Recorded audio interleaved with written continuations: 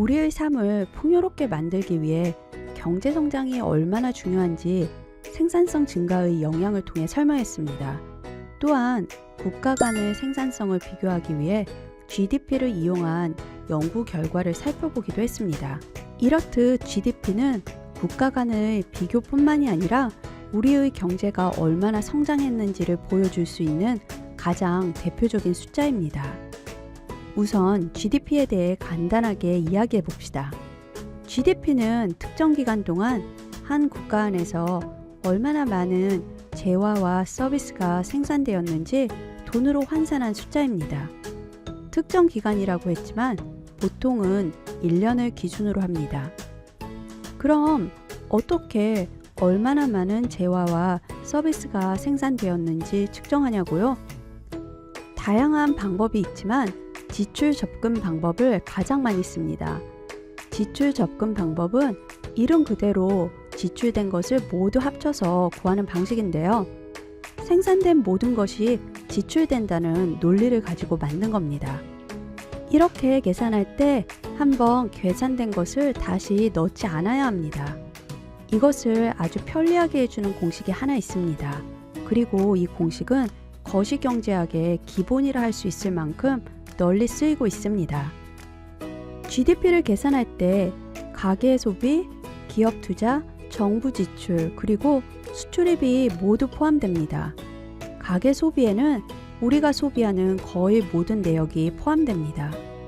기업 투자에는 미래의 생산을 위해 투자한 것들만 포함됩니다. 이때 생산에 들어가는 원재료는 포함되지 않습니다. 왜냐하면 이는 이미 가계 소비에서 계산하는데 포함되었기 때문입니다.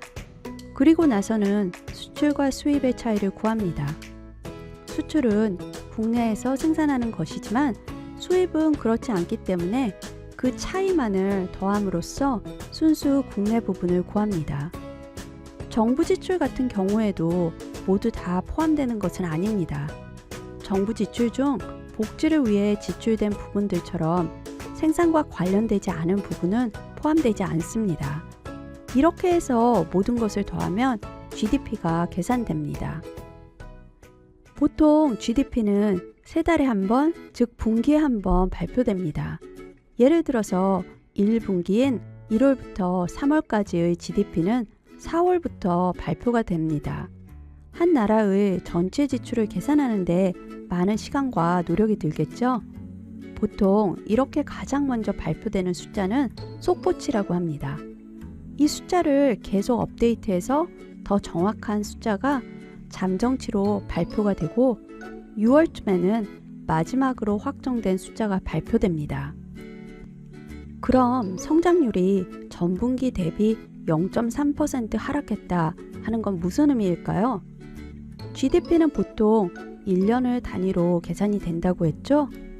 예를 들어 2018년 1월 1일부터 2018년 12월 31일까지 GDP에 비해 2018년 4월 1일부터 2019년 3월 31일까지 GDP가 0.3% 하락했다는 뜻입니다. 물론 GDP가 하락했다는 건 좋은 소식이 아닙니다. 그만큼 경제가 성장하지 못했다는 거죠. 보통 여러분이 신문을 읽을 때면 GDP가 얼만큼 성장했는지 뿐만이 아니라 가계 소비, 기업 투자, 정부 지출, 그리고 수출입에서 얼마나 많은 변화가 있었는지에 대한 정보 또한 자주 접할 겁니다. 앞으로는 이런 정보가 더 귀에 잘 들어올 겁니다. 국가 간의 GDP를 비교하기 위해서는 같은 통화로 GDP가 표시되어야겠죠? 보통 미국 달러로 표시를 하는데요.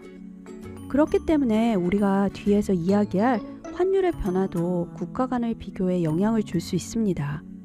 IMF 자료에 따르면 한국 GDP는 2018년 1조 6,556억 달러로 세계적으로는 11위를 기록했고요. 세계 전체 경제 중 한국이 차지하는 비중은 2%가 조금 안 됩니다.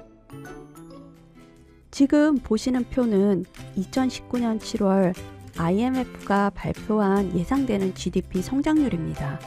물론 이 숫자 역시 업데이트가 됩니다. 이 당시 IMF는 한국의 2019년 성장률이 2.5%가 될 것이라고 예상한 반면 중국을 비롯한 다른 많은 국가들의 성장률은 더욱 크게 예상하고 있습니다. 그렇다면 이건 한국 경제가 나빠지고 있는 것을 의미하냐고요? 꼭 그렇지는 않습니다. 우리도 예상 성장률이 큰 나라들처럼 지금보다 훨씬 더 경제 발전이 되는 시기들이 있었습니다.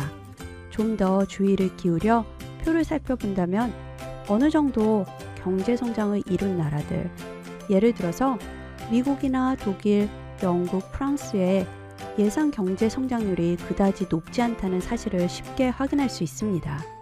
그만큼 이미 덩치가 큰 경제가 재화와 서비스를 더 만들어내서 성장률을 높이기란 쉽지 않은 일입니다.